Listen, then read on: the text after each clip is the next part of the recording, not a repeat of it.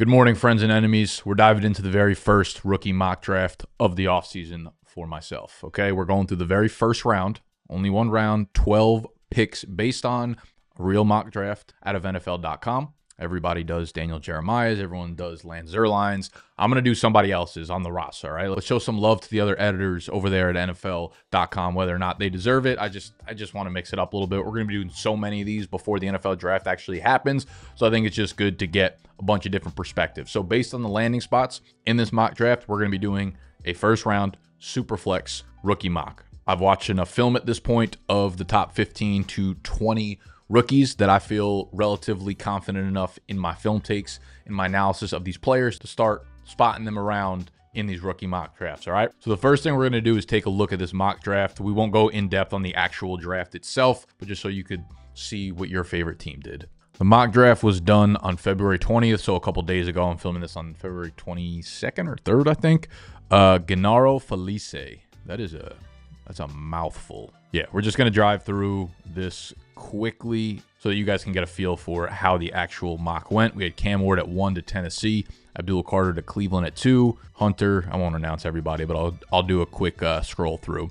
Shedeur at 5 to the Jets, mcmillan 6 to the Raiders. There we got that boy Ashton Jeanty going to Dallas at 12. The Broncos traded up with Miami to grab Colston Loveland at 13. Tyler Warren went the very next pick at 14 to Indy. Shout out to Falcons finally addressing the edge. I just don't believe it. I don't believe it's actually going to happen ever. And then you have a pretty popular tandem here with Pittsburgh and Houston going 2 fantasy players. Emeka Egbuka. I think I'm saying that right. It's one of those names where it's like you know it, but then the more you say it, the more it feels like you're saying it wrong because there's 17 E's and A's in it. Ohio State wide receiver goes to Pittsburgh at 21. Then Luther Burden goes to Houston at pick 22.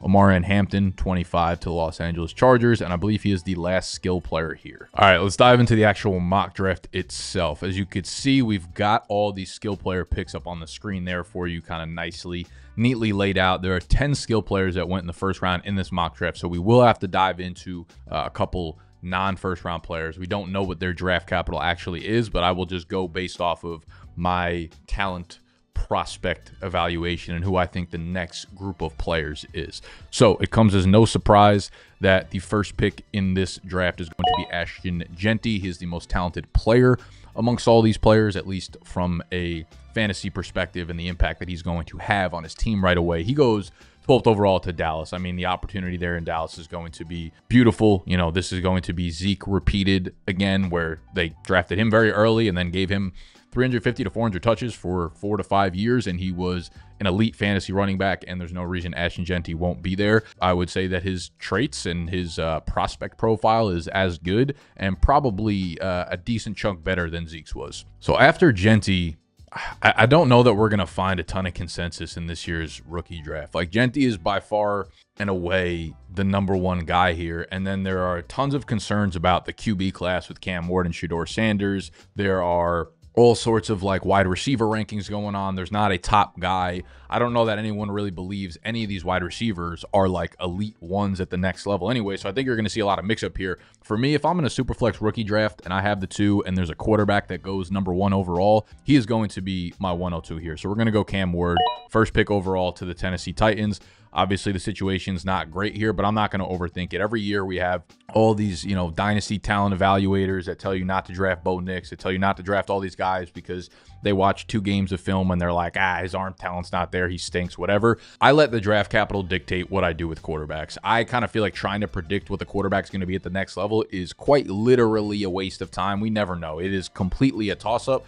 So just let the NFL kind of dictate the way that things go here. And on that note, listen, Shedeur Sanders, if he ends up being a top 5 pick, if he takes over out there in New York, I mean, they've obviously been a fucking disaster as a team, but the pieces are there. Like, you have Garrett Wilson as the one. You have Breece Hall out of the backfield. You invested a lot in the offensive line last year, and over the last couple of years, they should be good, all right? They've been investing the right picks. Again, everyone's going to tell you Shedeur Sanders is not good. He's a 2nd-round pick. He's a 3rd-round pick. That's just untrue because he's quite literally a top 5 pick in this mock draft. And again, I'm not going to overthink it. So we get to pick number 4, And I'm going to go with the first wide receiver selected in this draft. That's Tet McMillan out of Arizona. He went to the Las Vegas Raiders. They obviously have a lot of questions at the quarterback position. Tet is my number one wide receiver right now. Do I think he ends up being some all-pro wide receiver? I don't know that I'm against the thought. He is a very long, lean, like super fluid route runner. When you see a dude his size, like 6'4", and he's moving the way that he does, you know, you got to kind of open your eyes there. So with him, again, fluid route runner, can really move after the catch. And for someone with that type of size, it's impressive. Catch radius is really good. So you'll hear a lot of comps thrown out of like Drake London, and he doesn't, you know, play the ball as well as George Pickens, but I kind of think the play style is a little bit similar, even though there's just nobody that can compare to George Pickens in any sense of the phrase when the ball is actually in the air. But Tet McMillan, I think he's just got the size, the prototype size that like a team wants to build an offense around. So Tet would be the 104 here for me. The next pick, I'm going to dive down into the end of the first round and take omarion Hampton. Omarion Hampton is a bigger back at a UNC. He's got the workhorse size, you know, 220 plus. He can definitely catch the ball. He's a 3-down player. He's shifty. He's got a lot of, you know, elusiveness to his game. He's not super flashy. Like, I hear a lot about like his burst and his long speed, which I don't really agree with. And I think he's, depending on what they said his lineup at the 40-yard dash for the combine, I think he's probably going to disappoint for that. But I still think, like, I'm not concerned whatsoever with that long speed being a factor to his game. Overall point here is if he gets first round draft capital and he goes to that Chargers situation, which we just saw, you know, Dobbins kind of have a huge, you know, comeback season, being a shell of the player that he is, and what they've set up there on their offensive line and just what they have for the future there under Harbaugh. Like, this feels like a no-brainer to me, where omarion Hampton has a floor of being like a top 15 fantasy running back pretty early on. And I'm just going to take that production with so many of the question marks surrounding the rest of the class, and having, you know, like tight ends as the next group of guys here as skill players. Like, anytime you're forced to take tight ends, and I don't want to say forced because both of these guys are super talented, but anytime you're kind of forced into that role where it's like, okay, I want to stack my team with running backs and wide receivers, but like tight ends are the next guys up in the draft, it puts you in a precarious position where I think you kind of have to force your hand a bit. But yeah, listen, anytime a running back gets first round draft capital, like, you can't really bat an eye at it. The 6th pick, I'm going to grab Luther Burden out of Missouri. Now, watching his tape this year, it was disappointing. I'm not gonna lie. Like, there's a lot of people that have him ranked as their number one wide receiver in the class, and I understand why. When you see some of the flashes, he was amazing in 2023. His tape was incredible. His stats were amazing. And then this year, he decided to return to Missouri instead of transferring, which he probably should have done. And they used him in an awful role. They were using him as like a gadget guy. They were using him around the line of scrimmage a lot. Like, his ADOT dropped like 6 yards, and the quarterback play was abysmal. So you'll see glimpses throughout his tape this year, but if you're going to watch his film, go back and watch 2023. He's a pretty special player that I don't think his route running is truly refined, but I think he could play inside. I think he can play outside. One of his strengths that you'll notice, they run this play where he's in the slot. He runs primarily in the slot. I think he can play outside if needed to. He runs from the slot, and they give him like this slot fade where it's like he's in here and not just straight away, but he like dips outside. And that's one of the most effective plays that Missouri ran. He is a go up and get the ball type of player, like so strong at the catch point. And I think he's just a super versatile player for any team that goes up and ends up grabbing him. Going to Houston, I mean, I love the fit there. Like, Tank Dell might be out for the entire year next year. Stephon Diggs was on a 1-year deal, so he's probably gone. So they badly need a playmaker behind Nico Collins. That obviously means he'll never really transcend into the one, but that is a really productive offensive environment if they can get things working back right again with CJ Stroud and just that passing offense overall. Without Bobby Slowick there, you know, hopefully the pass game gets a little bit of a renewed energy. So Luther Burden, very talented. 2023 is the film that you want to go watch. After Burden, we're going to jump into the tight ends. Okay, so we're going to take Colston Loveland here, and we're going to go back-to-back, Colston Loveland and Tyler Warren. So in my rankings, I actually have Warren above Loveland as a prospect, as a player. However, in this situation,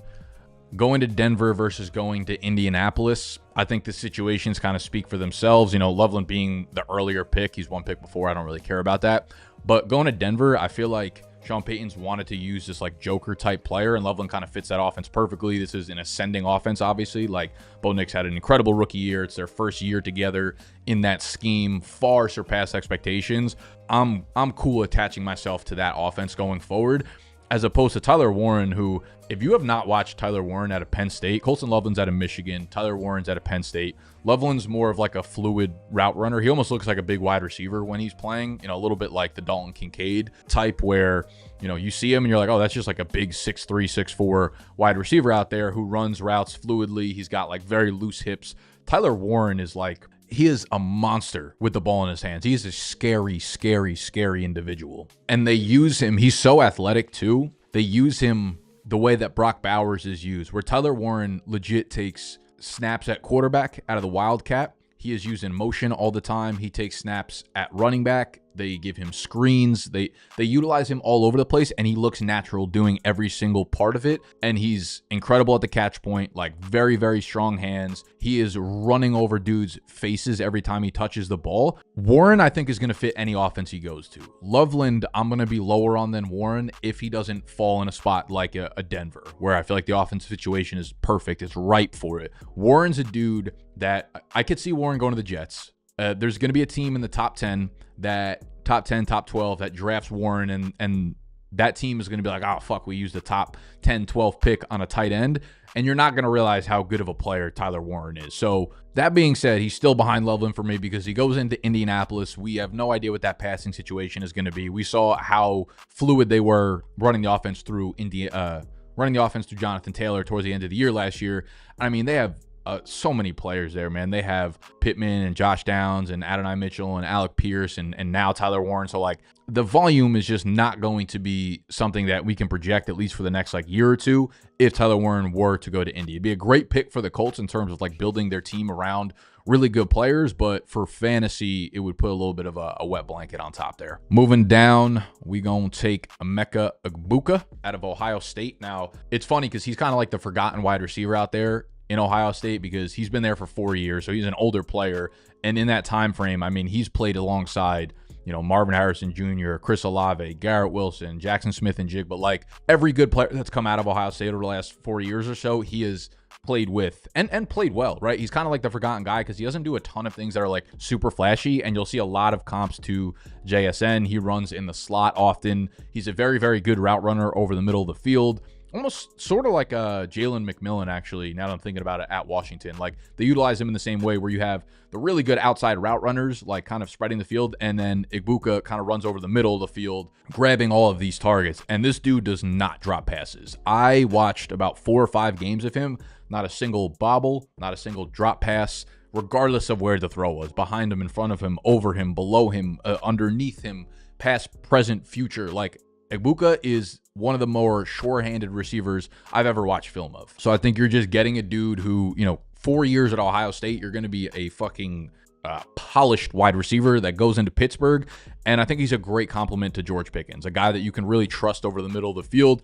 And Pittsburgh, they obviously they have some misses, but they very, very rarely miss with an early round wide receiver. And this fits the bill here. So Egbuka, I think, could be a dude that I don't know that his ceiling really elevates anywhere higher than like a mid to low wide receiver 2 in fantasy ever, but like he'll be a solid 12 point per game PPR guy for you for a very long time, most likely. So we have one glaring player left that is a skill player here that we have not drafted yet, and it is Travis Hunter. Now, Travis Hunter goes to New York at 3.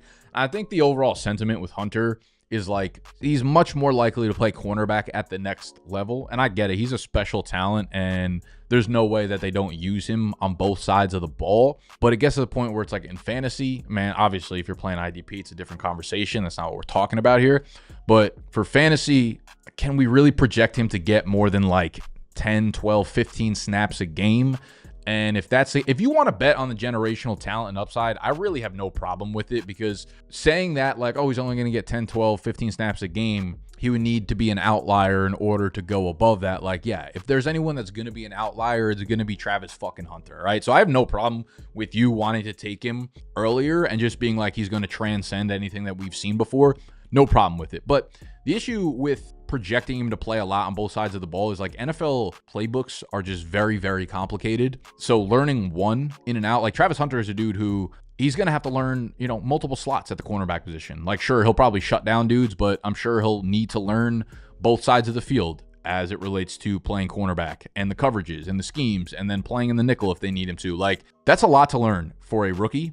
And then to expect him to also learn that on the other side of the ball. Like, learning two playbooks at once is incredibly difficult. So I could see this being a world where it's like maybe a good investment into Hunter where we don't expect a ton of production as a rookie, but as if the situation he goes into, let's say the Giants here, and they end up keeping Brian Daboll for the next 3-4 years, and he learns that playbook, that's fantastic. The problem could be if the Giants are not good and they're flipping around OCs and DCs all the time, like that is Hunter needing to learn multiple playbooks year in and year out. And that becomes something where it's like not sustainable to see him on the field for a very long time. He is an incredible receiver. He's an incredible cornerback, but I'd imagine they're going to use him at the cornerback position if they get continuity where it's like the same coach, OC, DC for his entire rookie contract. I could see a world where he does start to play both sides of the ball and do that at a relatively high volume, and then he can become a really good player.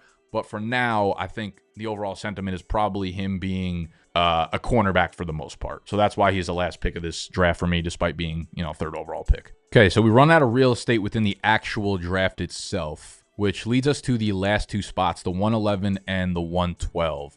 Now, I've seen a lot of mock drafts where Texas wide receiver Matthew Golden has gone in the first round, but I've also seen some mock drafts where Kaleb Johnson, running back out of Iowa, and Treveyon Henderson, running back out of Ohio State, have gone in the first round, early second round. So if all of these guys get similar capital, those three who are kind of typically the next up, I think, in my eyes, with the 111 here, I'm going to take who I think is the next most talented running back, and that's Kaleb Johnson out of Iowa. I'm in love with this kid. He is actually my RB2 in the class, ahead of omarion Hampton, but, if one of them gets first round draft capital, we're not going to overthink that. But Kaleb Johnson out of Iowa, man, this kid has the size. He has the elusiveness and the strength, like the power that he brings and the ways that he can make guys miss. And the way he sets up his like secondary level moves is, I don't want to say one of a kind, but it's special, right? He's making moves at the line of scrimmage and already looking onto the second level. His vision is fantastic. He's good enough in the passing game. First team All-American this year. I mean, this was a team in Iowa that did not really have playmakers, and he, like, defenses would stack the entire line against him. It didn't fucking matter. It's a lofty comp, but his play style reminds me a lot of DeMarco Murray. And we'll throw his stats up on the screen, but it's all green, man. It's all green. You talk about yards after contact per attempt. He's up there. He's a 225-pound runner. Elusiveness rating, 10-plus yard run rate, 15-plus yard run rate, like yards per route run. It's all gravy out there for Kaleb Johnson. So if he falls into the right position, if he gets the right draft capital, I'm going to be very, very high on Kaleb Johnson. He's a very good pure runner. And almost, I don't want to say the opposite of that, but the last guy, the 112 here, it's not going to be Matthew Golden. It's going to be Treveyon Henderson. Henderson's another dude that I really like, the Ohio State running back. Now, they had two really good running backs, obviously, Quinshon Judkins and Treveyon Henderson. Judkins was a little bit of a bigger back. They kind of use him as a bruiser. I still thought, I think a lot of people will make the case that Judkins probably projects better at the next level in terms of being like an early down back and someone that can do it all. Henderson, to me, his explosiveness and his speed is, it's like once a draft class type of explosiveness level. Like if he goes somewhere and pairs with another back where he's getting that like Jahmyr Gibbs treatment, I think he's going to be a special player at the next level. He was someone that came into Ohio State right away, broke out, and people were like, oh, he's like the truth. He's like the next guy up. He dealt with a lot of durability issues over the next couple of years, which is why people are not really very high on him. They don't know that he can hold up for the course of the entire season, which I think is a valid concern. But if he could stay up on the field, like trying to predict these injuries is something I'm not going to do. Treveyon Henderson, man, I think he'll run. He's going to run very, very fast. And don't get me wrong, he's not like a scat back. Like he'll probably weigh in 210 pounds, if not maybe a little bit above that. Like yards after contact per attempt, 4.43, which is highly ranked in this class. 7 yards per carry compared to Judkins, much lower than that. Very, very good in the passing game. Like, again, really, really strong just weapon overall. When you get him in space, he's a very creative runner too. Like, sometimes he does too much. Like, that's what happens when you're so overly athletic. Like, in the same frame as like Reggie Bush, where it's like Reggie Bush was a god in college. Like any cutback he made was a good enough cutback to make the next guy miss. Henderson's like overly creative like that at times, which could be a flaw, but I also think it lends itself to those explosive plays. And you could see 10+ yard run rate of 22.1%, 15+ yard run rate of 14.5%.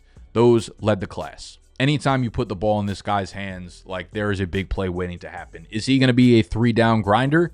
Unlikely. I don't think he develops into that, but again, if you could put him in a scenario where he's getting 50% of the workload in the backfield, like those big plays are just waiting to happen, and he's going to be an explosive player at the next level. So we're going to wrap up there. I will link the mock draft that we use down below. It's obviously free to read. Just to recap, we had Ashton Jeanty at 1, who went to Dallas, 12th overall. We had Cam Ward at the 102, who went number 1 overall to Tennessee. We had Shedeur Sanders at the 103, who went 5 overall to the New York Jets. We had mcmillan at the 104, who went 6th overall to the Raiders. We have omarion Hampton at the 105, who went 25th overall to the Los Angeles Chargers. We got Luther Burden, the third of his kind, who went at the 106, 22nd overall to the Texans. Colston Loveland, the tight end out of Michigan, who went 13 overall to Denver. He was the 107, followed by the next tight end, Tyler Warren, who went 14 overall to Indy. Emeka Egbuka, who went 21st overall to Pittsburgh, the wide receiver out of Ohio State. Then we have Travis Hunter, the cornerback wide receiver out of Colorado, went to New York Jets, 3rd overall. Then we have Kaleb Johnson and Treveyon Henderson, the running backs out of Iowa and Ohio State, to wrap up the first round, 111, 112. All right, there you have it. I will start to get deeper and deeper as I get more analysis and watch more film on this class. We'll get into the 2nd round, the 3rd round of these rookie mock drafts. Obviously super valuable to y'all that have your rookie mocks after the NFL draft. So make sure you subscribe. We're doing videos that are rookie related, just dynasty related overall on this channel going forward. We'll start to rip off, I think, like 3, 4, 5 a week from this point forward. And we got the combine coming up this weekend, so we'll have a bunch of videos covering that afterwards. All right, I'm out of here. Love you. Smoochies.